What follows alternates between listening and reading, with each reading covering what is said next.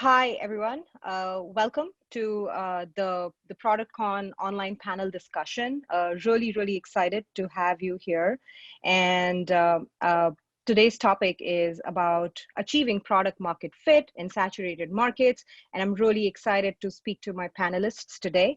So before we do that, giving a brief round of introduction about myself. My name is Richa Pareek. I am a product manager at Uber. And before Uber, I was a product manager at Google. And before that, I worked in fintech and some startups, had my own startup. So I've had some sort of a background in several industries. And I'm also an instructor at product school. So I teach emerging or prospective product managers about a few nuances about product management. So really excited to talk to all of you. I am looking forward to a great session of learning. So always nice to talk to experts.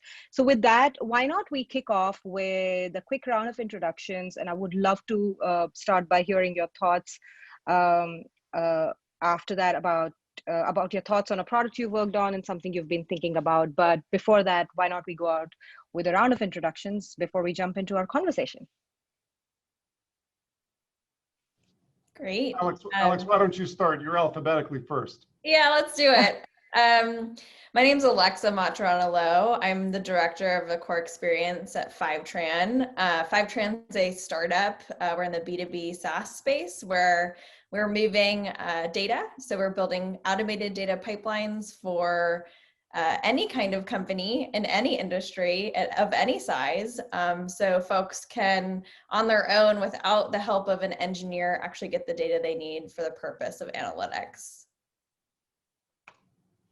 Hey, my name is Odemus. I'm the president and founder of Devbridge. We're a product consultancy, and actually we partner with organizations such as Wells Fargo and Grainger and others, United Airlines, to help them build up the product capability in-house and help them actually get products stood up and launched to market.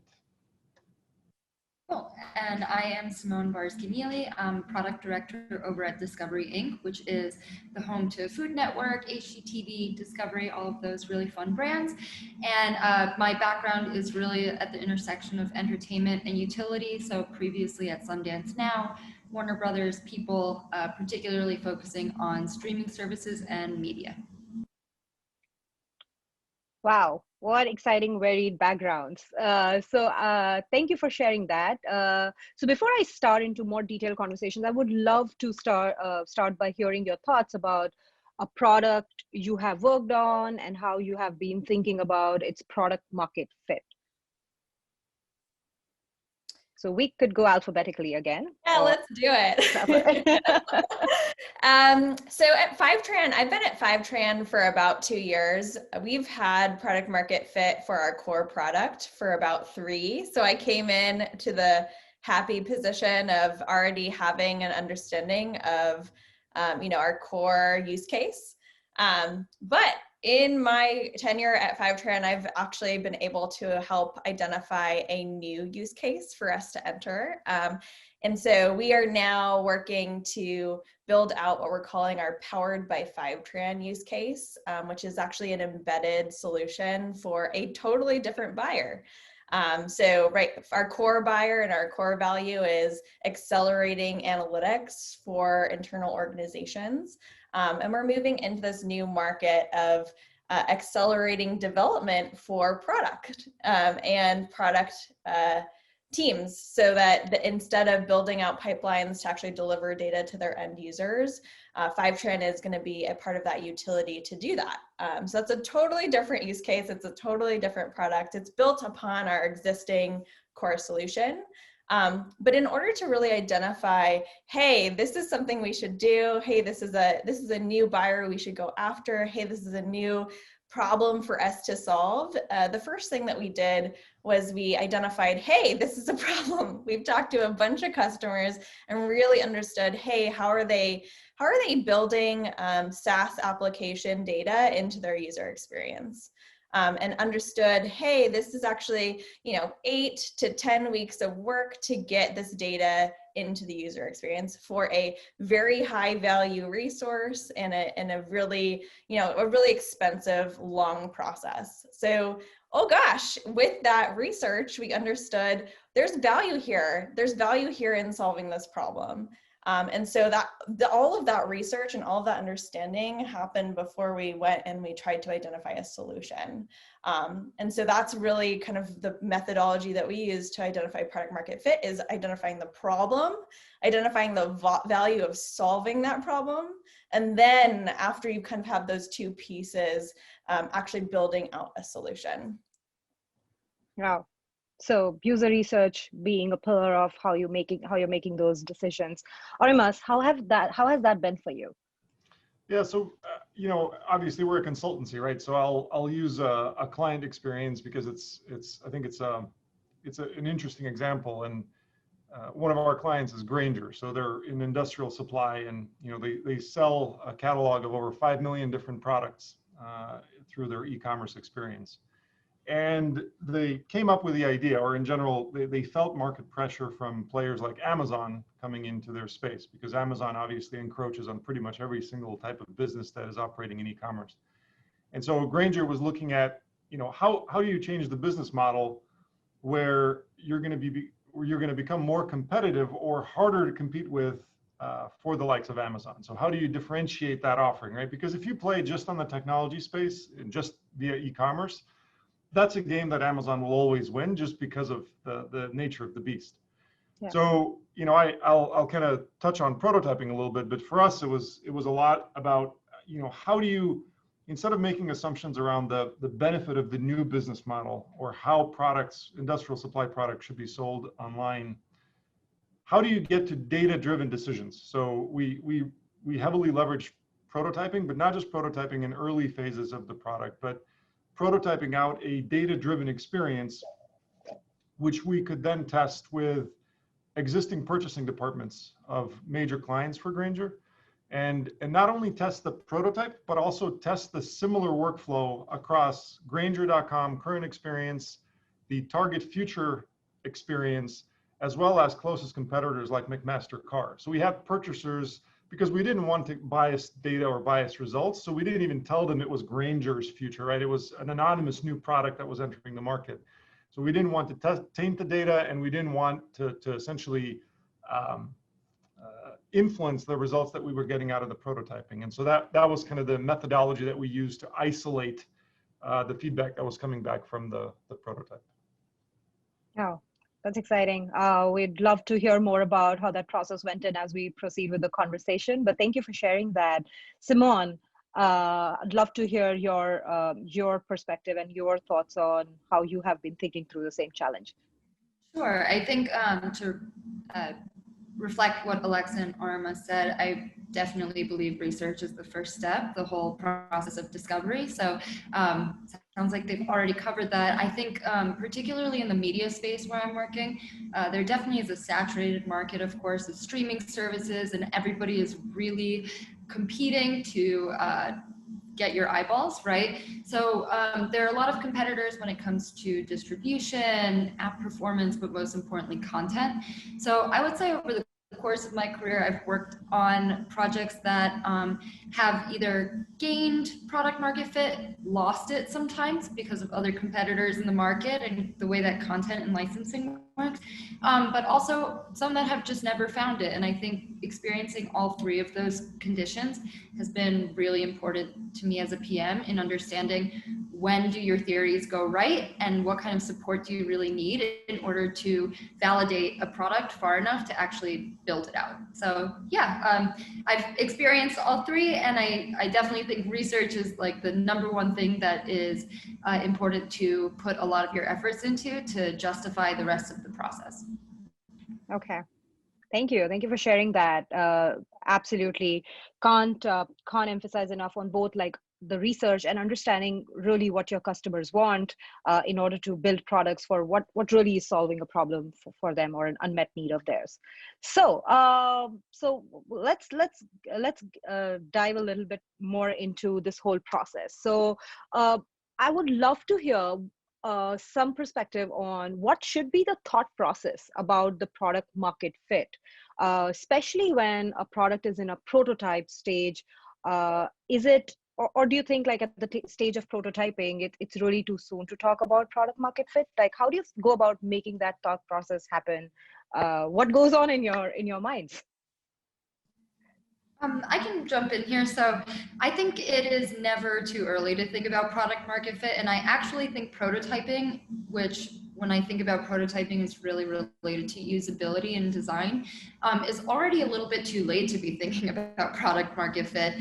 You really need to be understanding what is your user base's pain points, and is the addressable market of this pain point big enough to even justify building out a whole product around. So discovery is enormously important at the very beginning of a product experience, because you need to be able to say, not only is this a big enough problem, but it hurts people enough that they will actually seek out my product to be able to solve it. And so that's a mix of market research, user interviews, really going through all of your customer reports, App Store ratings, NPS scores, a whole host of things that really helps you understand where are you not solving problems for the user that they need solved. I'll kick it over to Alexa. It seems like you have a lot of agreement here. I'm a very expressive person. It's just a part of my new Zoom life. But yeah, I 100% agree. Like, you cannot, prototyping is after you've validated. It's expensive. It takes developer resources. So before you get into that process of prototyping either with design or prototyping both with design and engineering, those are both very expensive processes. So the business case needs to be there. But I do think throughout the prototyping process, iterating and making sure, hey, I'm really solving a problem with this solution. Hey, this solution is actually valuable. The other thing that we do at Fivetran that I love is, as we're iterating and with our prototype with our users, we do what we call willingness to pay interviews. It's a monetizing innovation methodology, but we're really asking folks, hey, you just used that solution, what's it worth to you? And that really is a way of validating that what you're building makes sense for your user and is actually valuable to them. So throughout our prototyping process, we are constantly asking, what's the value here? And that might be more of a B2B type solution where we're really direct. Hey, what would you pay for this? But that is something that I think is super valuable, because no one's going to say, hey, I'm going to pay you $20,000 for this unless they actually think it's worth it. And so those types of questions I think are really critical throughout kind of that iteration process. Okay. Yeah, we run into a slightly different scenario, because when we're typically dealing with these multinational enterprises, right? And so their investment into new potential product ideas is a significant channel that they want to push money into, right? So they do a lot of the upstream research and they identify potential opportunities, but for them, a lot of the times they don't know the potential problem that the people are maybe having, because they want to open a new revenue channel with a completely new product that they launch into the market. So prototyping something for several $100,000 and actually testing it with actual users, for them is a viable approach, because they're not afraid of that investment. It's for them, it's actually an acceptable thing to kill off if it doesn't return essentially it doesn't justify the investment long term. That's an investment that they can make. So we kind of try to, the problem with enterprise that we run into a lot of the times is they tend to over document and over analyze before attempting, right? So kind of like the paralysis through analysis, where let's try to identify all possible use cases, all possible inflections and users and so on and so forth, without actually making the leap and allowing the market to dictate whether the product is going to be able to take off or not. So we try to balance out both of those. But I agree with both of you in terms of, I mean, you obviously need to do a little bit of research up front before you start spinning up engineering teams and design teams. Okay.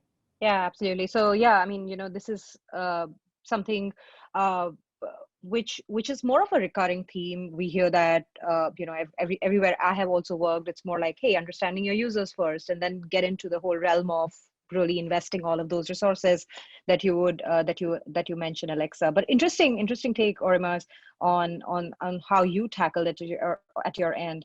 So pivot, extending a little bit on the same thought. So if I'm a PM and I see there are already multiple big players in the field, but I still feel that my product has a room, how do I assess the fit in a situation like that?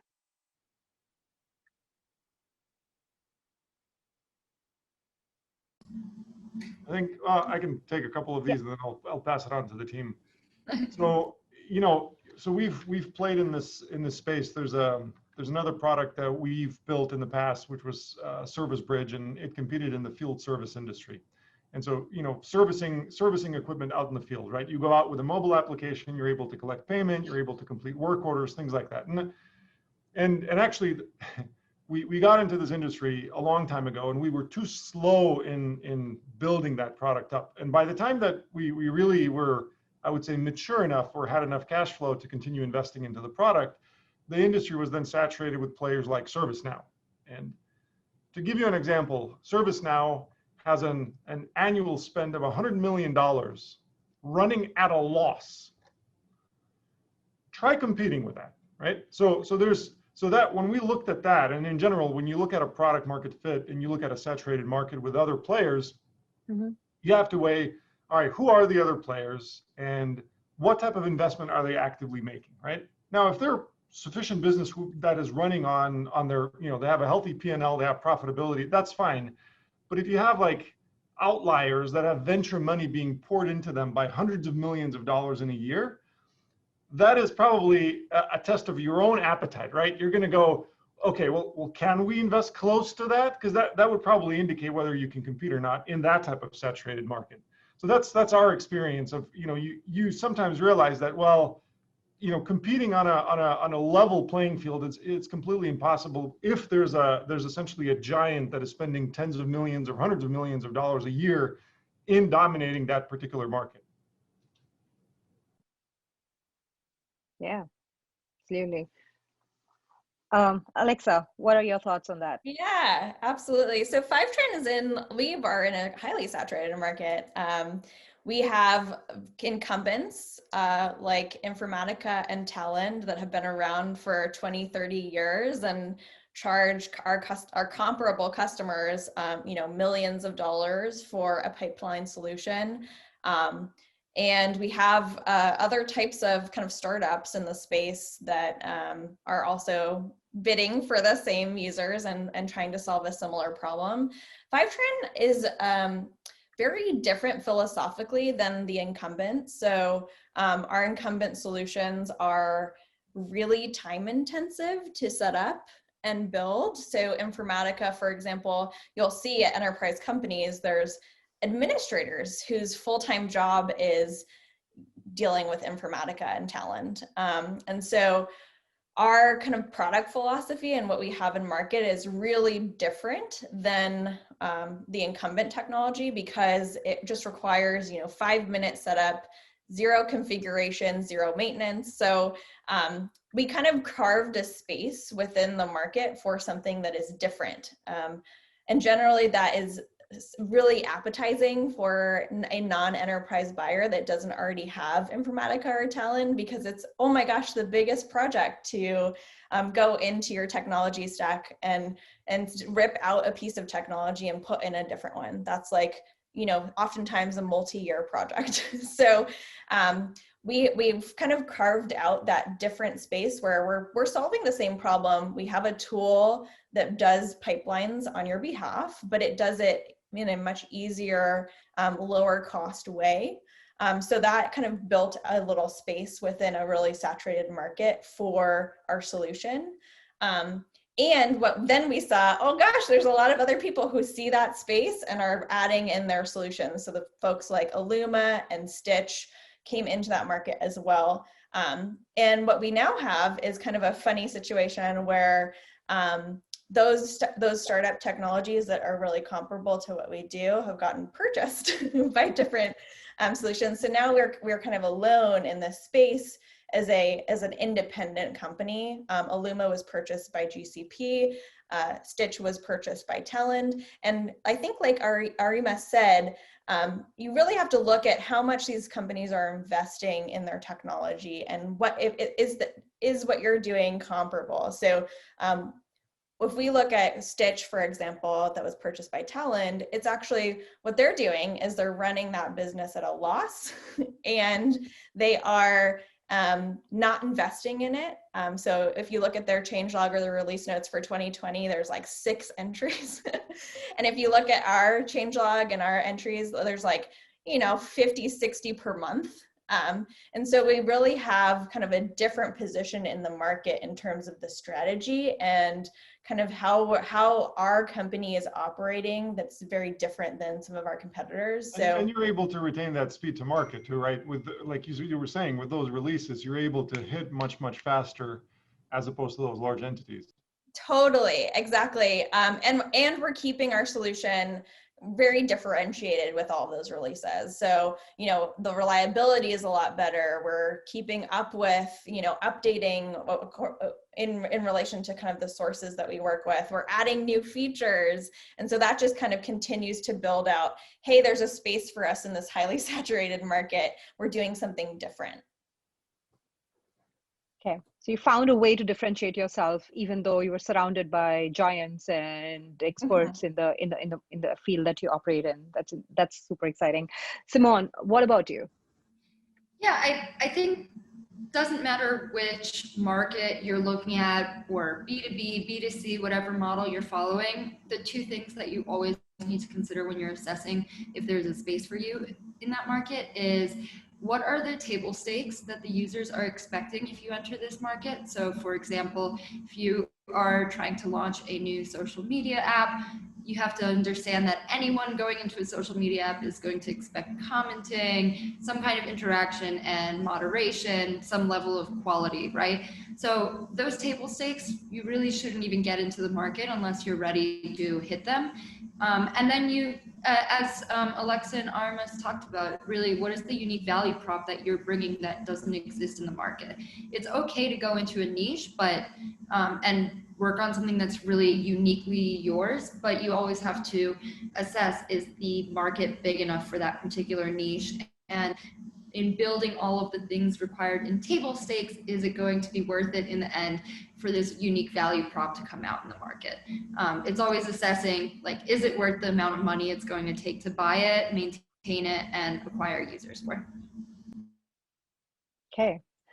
That's definitely very valuable. So continuing to the same point, and Simone, I'll start with you. So say you've established those table stakes, as you say, and you think that you're reasonably ready to make that at least from a product feature point of view in whichever industry you're working in. At what point would you think about launching a new product versus pivoting to a new product concept? That is a great question. So anytime that you are launching any new product, right, you always have to be very honest with yourself. I think this is something that product managers have to develop discipline around, which is you have to create a very distinct set of metrics at the beginning of a product experience where you say, okay, these are the 3 things or 4 things, whatever metrics they are, that I really want this product to hit from a performance standpoint, whether that's, number of users or engagement, whatever it might be. And once you finally go through the entire process of the discovery, the delivery, the launch, at the end of it, you have to be so honest with yourself and say, did I hit the metrics that I anticipated? Did this product do what I wanted it to do? It is totally okay if the answer is no, because maybe there are different customer flows that need to be optimized. There are tons of A/B testing and multivariate testing you can do to make optimizations and tweaks to the product that can get you closer to hitting those performance metrics. But after a while, if you're noticing that just fundamentally users are not adopting it and it's not solving the problem, then you should pivot. And part of being a PM is recognizing when you need to sunset something, or when you've put too much investment into a product, it isn't doing what you want it to do, and you can move on from it.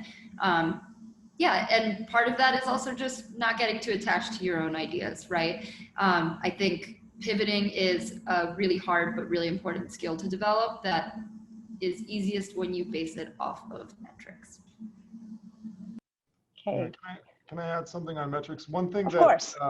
we've used to deter people from falsely following false prophets is when you look at building out the metrics, look for the metrics to be specific, achievable, and measurable. So as long as they're specific, measurable, and achievable, you can actually tie your stakeholders or sponsors to a commitment that is, like you said, measurable. And then you pick up product analytics, anything like Mixpanel or Adobe Analytics or whatever else you want to be using, you plug that into the product, and all of a sudden you have very, very hard data that's hard to run away from. And so when you have those tough conversations, I mean, it's okay to not see the data that you want to see and still continue investing into it if that's a conscious decision and everyone's on board. I mean, a lot of these products take a really, really long time to spin up and get the results that you want. But at least you have something that's hard and referenceable instead of ambiguous and kind of vaporware, right? So that's a pragmatic way that we've used to isolate those behaviors. I think to that point, I would just add, because in launching Powered by Fivetran that I referenced earlier, we had really clear measures of, hey, this is success. Hey, this is the money we want to make from this, all the stuff that you do. But one thing that I missed is here's the time frame that's actually reasonable for us to achieve this. And so, 2 months after we launched, our executive team was like, should we kill this? And because it just wasn't performing at the level that was like, hey, this is our target and here's our North Star. So along with measures and targets, the time frame that seems reasonable for an actual go, no go evaluation, or like let's pivot evaluation, needs to also be defined. So that was a thing that I missed in that. And I had to then work with my stakeholders to have those kind of harder conversations about, hey, should this thing get killed? And so that was just one thing that I learned through that process that I want to make sure folks That's a really good point. take into consideration. That's really, really a good point. I mean, you want to achieve a certain metric. You have all of these ideas that you want to, get your customers onboarded. You want to make the money, but then, hey, how long are you going to take to do that? And it's so critical to establish those baselines. So that's a good segue into my next question. So in terms of awareness, right, a lot of it stems from the awareness. So how in your market, like, do we need to create more awareness for importance of finding a product market fit? That could be, the way of testing more, or taking that time, because it takes a while for customers to actually find value when a new product is offered to them. So like, how do you create, or what do companies need to do more, or as PMs we need to do more in order to educate our maybe leadership or our stakeholders or people that we work with around, hey, there is a process and there is a time that it takes to achieve product market fit, and how do we go about making that happen? Okay. So I can try to take that. I think that comes in like that initial proposal. So when you've done your research and you've put together your business case, and the business case requires that you're defining success, you're defining the P&L potentially, you're defining all of the kind of dimensions of what this solution or what this new product could look like. A big piece of that is setting those expectations early with stakeholders of, hey, this is what this could look like. Here's how we're going to measure success. If I did this right, here's the timeline that we should be looking into, and really kind of aligning before you make that decision with your executive team, aligning around those expectations early.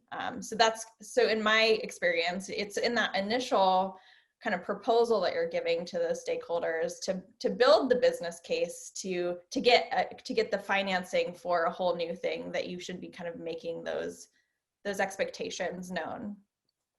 Yeah, I always default back to the pragmatic ways, right? Exercises that you can use or capabilities that a business needs to have to be aware of product market fit, or at least to set themselves up to seek it out.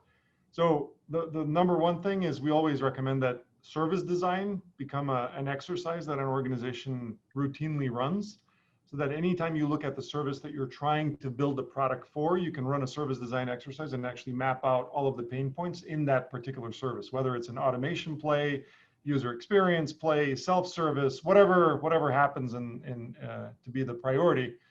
Number two is, the organization has to have some kind of design-centric capability. You've all mentioned, Simone and Alexa said this before. Like, you need to be able to do that research. You need to be able to have your end user as part of that definition and execution workflows. And then the third thing that I've been harping on for quite a while is analytics from day one is incredibly important, because without any type of real world data, without analytics from that product, it's all just bias. And so it can sway any direction. So those three things: service design, being design centric, and then analytics from day one. Total agreement. With the two of you, I think there's one more thing I would include here, which is, a lot of what we're discussing right now is the path to finding product market fit. But I think it's also important, once you feel like you have product market fit, that you retain it, right? Because you can lose it. There's two parts to it, right? There's the product. So is your product developing in the way that users are behaving? And then there's the market, like who are your competitors? And does it still reflect the real world that you're living in? So I think that keeping a couple of metrics really top of mind that reflect, do people like your product, is really important. So I think two examples of those are NPS scores that can really tell if people are recommending your product. Would they recommend it to a friend? Do they feel like it's bringing value to them? And that's a number that you can just always have on your radar. And then also, if you're working in, mobile or connected TV or voice, you can also take a look at App Store reviews. They can be very helpful in understanding what is the general feeling people have towards your apps, because a lot of customers will not just be commenting on the product itself, but maybe the content or the competitors. And it's a really good place to really see what is the general sentiment around your product. Actually, you brought up a really good point. That I'll add to that. One more thing that everyone should be looking at is the history log of queries being submitted through whatever interface that you're using. It could be voice control, could be your search field, whatever. That gives a lot of insight into the tendencies and the frustrations of people, how effective they are seeking things out and finding them. Yeah. Absolutely. I will also just add, in the B2B space, we have the same concepts, like I think it's called G2, or there's a bunch of different B2B software review sites. The other thing that we look at is analysts. So, Forrester, Gartner, and all those different analysts that are constantly writing articles about how your product compares to other products. And then finally, our support. So we have, for example, a place where folks can say, hey, this thing doesn't really work. Or, hey, can you add this thing to the solution? And we're constantly looking over the data around, hey, what people are saying to our support team to kind of get a better feel for how it's going. Yeah, absolutely. So great. So that's really helpful learning. So it was also something that I wanted to talk about in more detail. So we've talked about, right after you've created a launch, and, even at Google and even at Uber now, we've been talking a lot more about landings than just launching, right? Like, it's one thing to launch a product, but how do you land it? How do you ensure that, people are actually finding value in the products that you're using? So absolutely, completely agree with that. So we talked a little bit about the few things that should be done once the product market fit is achieved. But in your minds, what is the common indicator or metrics for when a product has achieved the product market fit? And what are the things that one needs to avoid during that process? I'll be really brief with this one, but then I'll let you ladies answer this probably better than I. I mean, we always look at it financially, right? There's either ARR, MRR, whatever metric you want to use for your indice for product effectiveness in context. Is it profitable? Is it justifiable? Things like customer churn, all that's probably the hard metric. But again, I'll let you guys talk. I'm not a product company, so. I mean, you hit it on the nose. 100%. At the end of the day, what we're trying to do is make money, right? That's what companies are doing, and so that's how it works. So yeah, ARR, MRR, whatever the revenue number is 100% a big piece of that. We look at a couple sales metrics too. So are we doing a better job closing deals over time? Because that really shows us that, hey, our marketing, our sales process, we're identifying the pain, we're solving the pain, we're getting better at telling the story about solving that pain. And so that's a big one that we're looking at as we are launching new things, is like, can we close these things faster? Can we show the value faster? The other one that we're looking at, I think, RMS you mentioned, is churn. So like, are folks growing with the solution, or are they shrinking with the solution? So just kind of like, once we get them on the bus, what's their trajectory? And then how many folks are we getting on the bus is the other question. So, user adoption is that other big one. Yeah, I mean, I would think of product market fit almost like dating, are they calling you back? Like, did you go on a date and they were like, this is great, let's go on another one?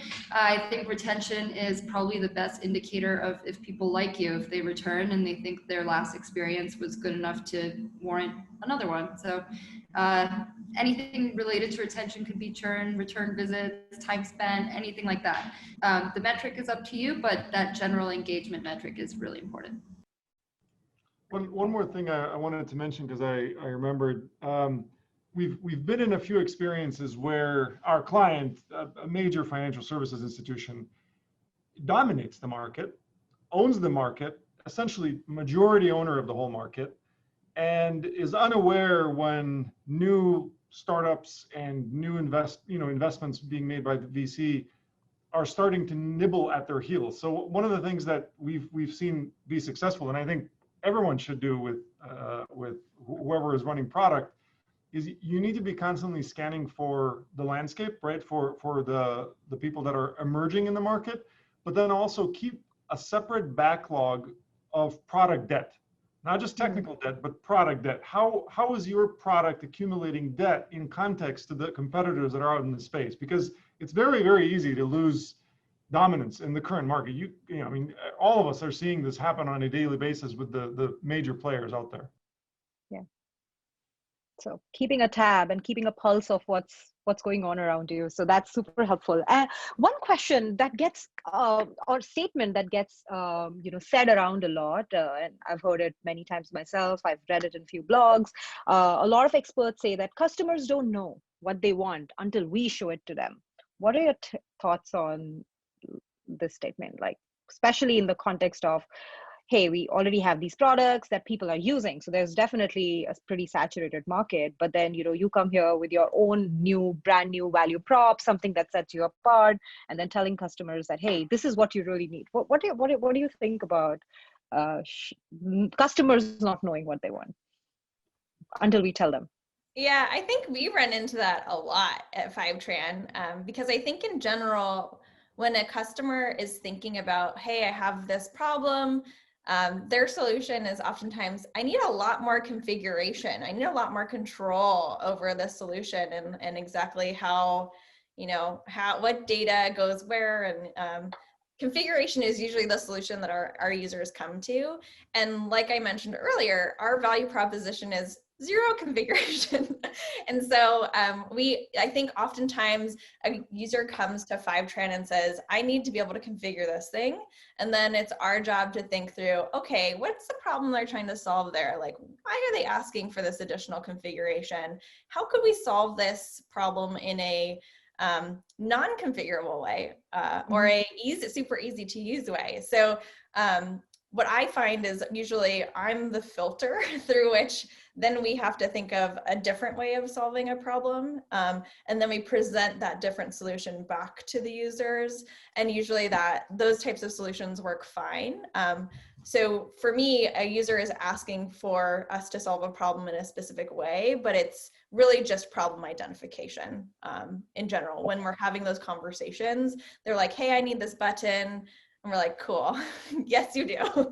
But like, I'm gonna come back to you and show you something totally different. And in general, that's how we've kind of maintained that position in the market, where we're maintaining our value proposition. Is we're listening, but we're not taking it and doing an order take. Yeah, agreed that I don't necessarily think users know what the solution is, but I do believe that they know what the problem is. And I would say any user researcher knows probably first and foremost, you can never really trust what the user is saying in user testing. So I'll give you an example. I've definitely sat through user interviews before where a user took like a minute and a half to find a button on the screen. And then when we asked, was that easy for you? They're like, of course, yeah, no problem. Because nobody wants to feel stupid. They will never blame us for our design. They'll blame themselves for not feeling like they figured it out themselves. So it's really hard to even trust when you show something to a customer if that's really what they want. There are certain like tools that you can use and tricks, like particularly at Discovery, we use a method where if we're showing a couple of different concepts, users will sometimes be like, yeah, I love all of them. But then if you say, hey, here's $10, I need you to invest in which concept you like the most, and tell me why you're giving it either $1 or $5 or 10.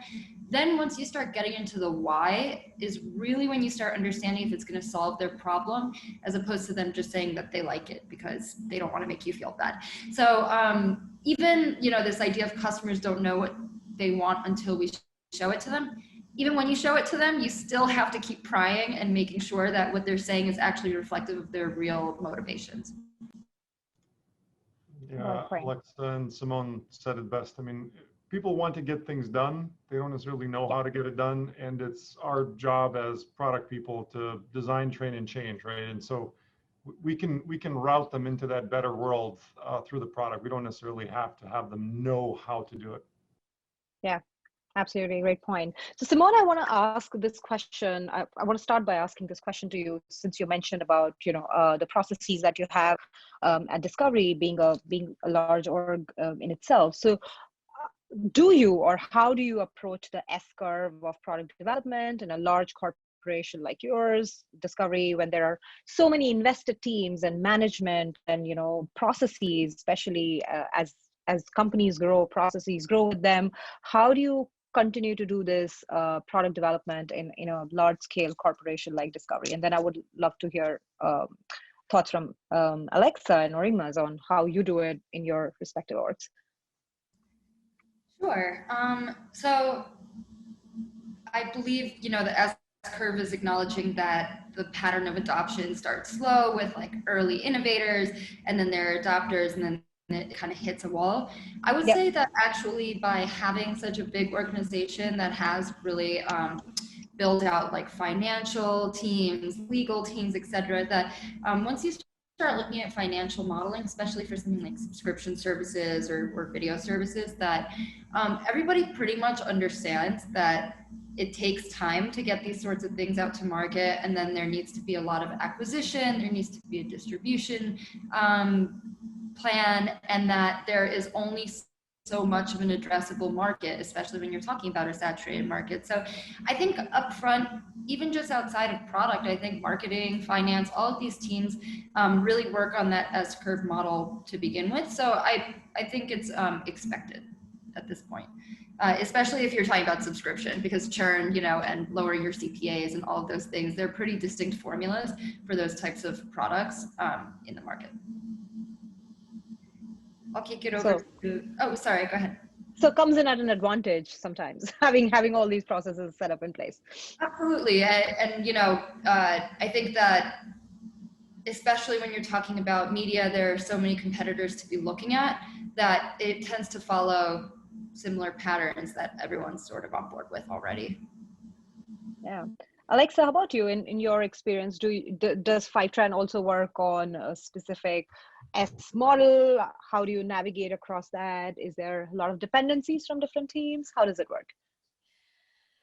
Yeah, great question. I think we're really on the like early side of the S at this point. We're a little bit early for that, and I think our team is quite early in that process as well. So Simone, you have a big team of folks. We have the tiniest team of folks. I think our company is 400 people.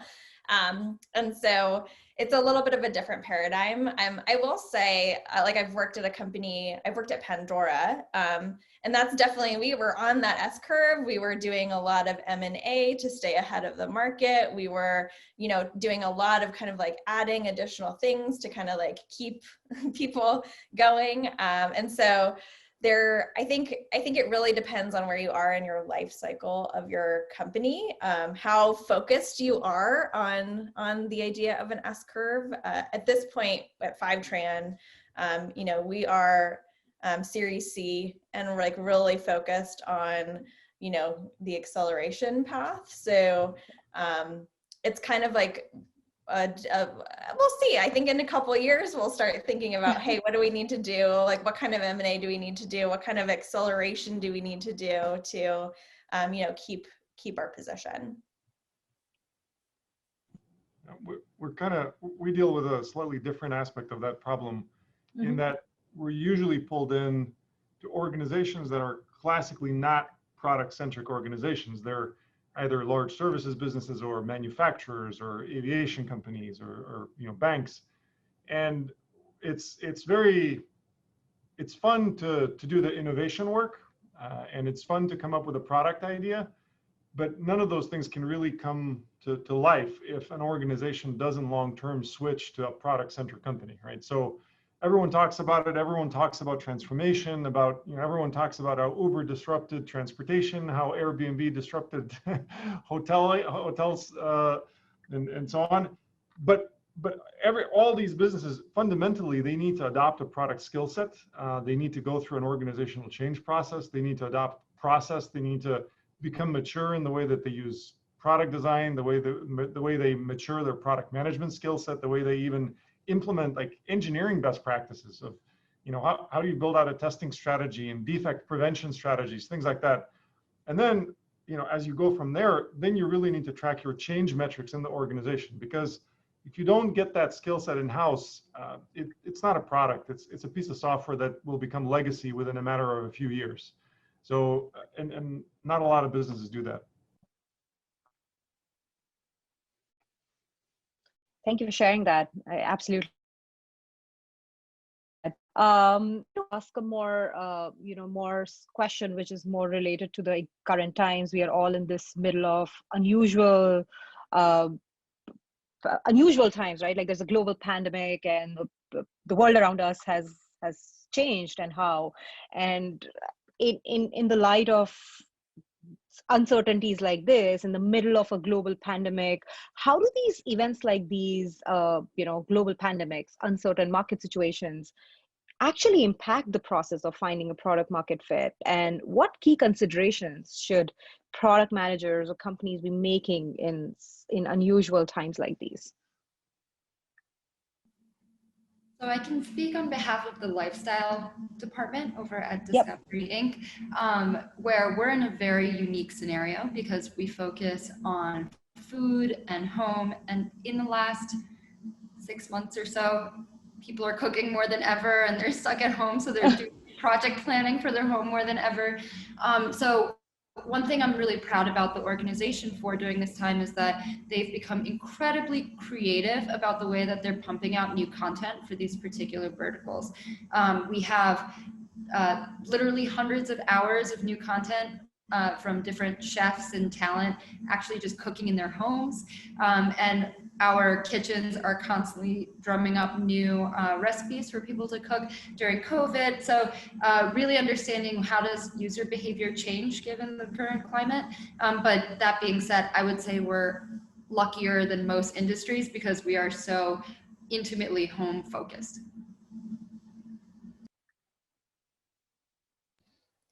Add to that, I think kind of similarly, but not as excitingly. Fivetran is well positioned in the situation.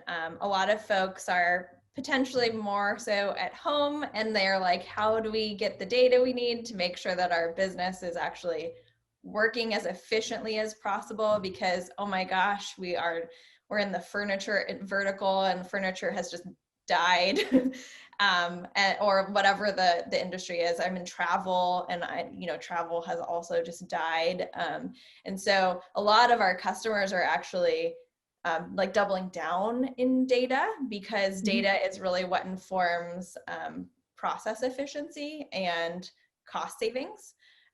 So I think similarly at Fivetran, we've kind of doubled down on our own data and looking into how can we better, monetize our pipeline? How can we do a lot more with our marketing? How can we, pivot to virtual, to actually, we used to have a really big field marketing team. What do we do now?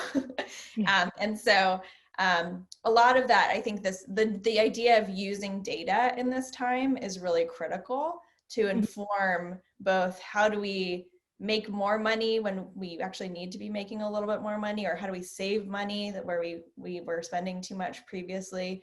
And so it's actually been quite beneficial for our business and for our company in actually using our tool ourselves. It looks like we're all in good industries to rock through this current landscape. We're the same way. We're going to end up in 2020, we're going to end up with like 25% growth, and we're around 500 employees right now. But it's the same. Our customers are either, you asked about where are people investing? Well, companies are investing in self-service capabilities because customers need to be able to engage with services or products remotely. And on the inside of the business, companies are investing into automation and work completion frameworks, right? So you need to, as an employee that's distributed, you need to be able to use all of the tools and the systems in the business. So we're seeing that uptick on both sides because organizations need to be able to operate in a distributed fashion. Those are the two trends that we're seeing in the consulting services. And on that trend, we just added self-service. So we're on the bus too there. Yep.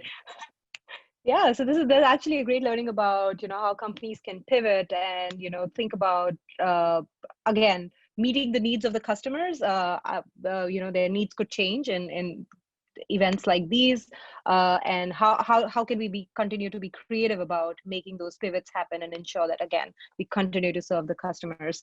So on that note, one question that I have for all of you were, what have been some of the biggest key challenges that you have faced for growing a product or taking a product to scale? Like the one that comes to mind when I talk about a key challenge or something that did make you that was just difficult or challenging to scale a given product that you worked on.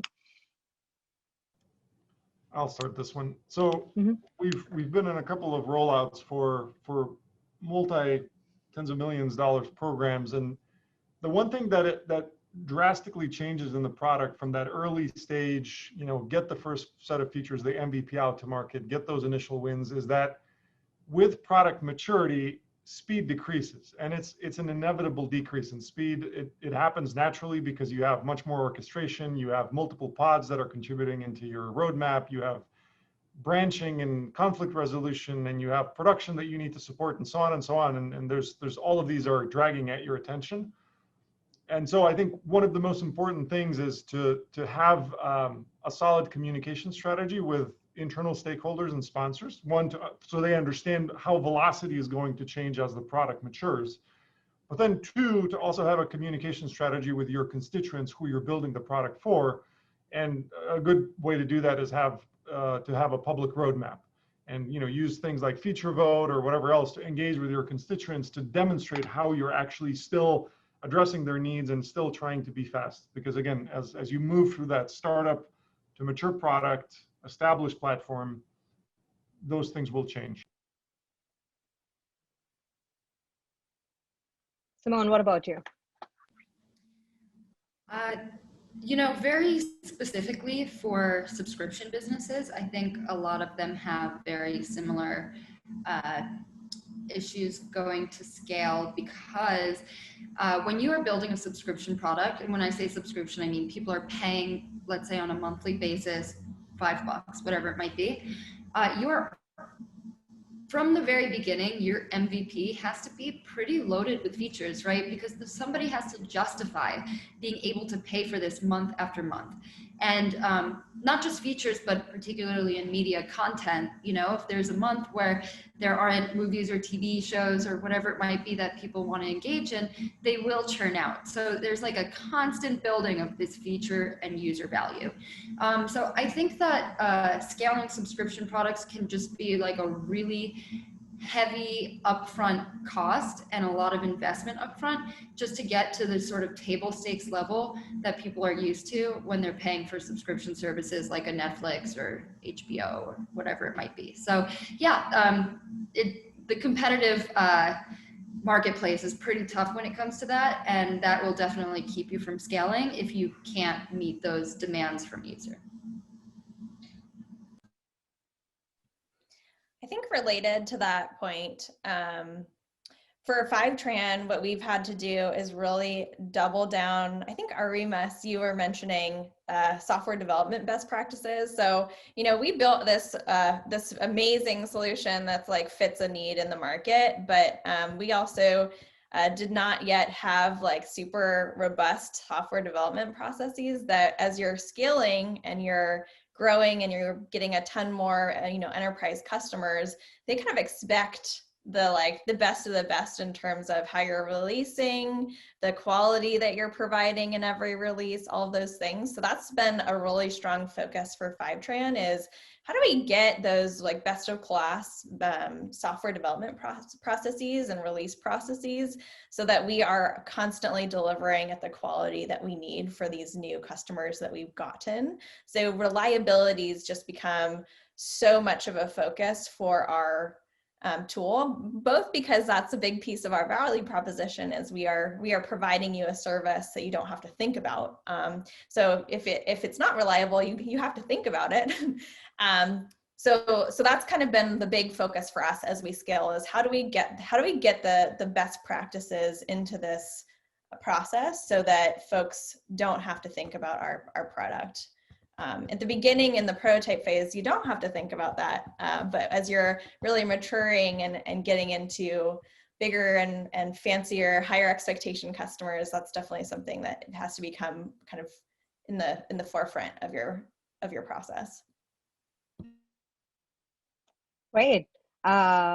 With that, I think you know, I must say that this has been an absolute pleasure and insightful session for me, you know, especially as a product manager, learning from all of your experiences. And as I continue to think about achieving a product market fit for my products, I'm going to take away a lot of these learnings from you all. Thank you so much for taking the time to speak with me and for sharing your insights. It's been an absolute pleasure hosting you all. And I can't wait to implement these best practices that I learned from each of you experts. So that clearly made my day. So I'm really, really excited about that. Thanks for having us. Yeah, this is so fun. Thank you. All right. Thanks, everyone.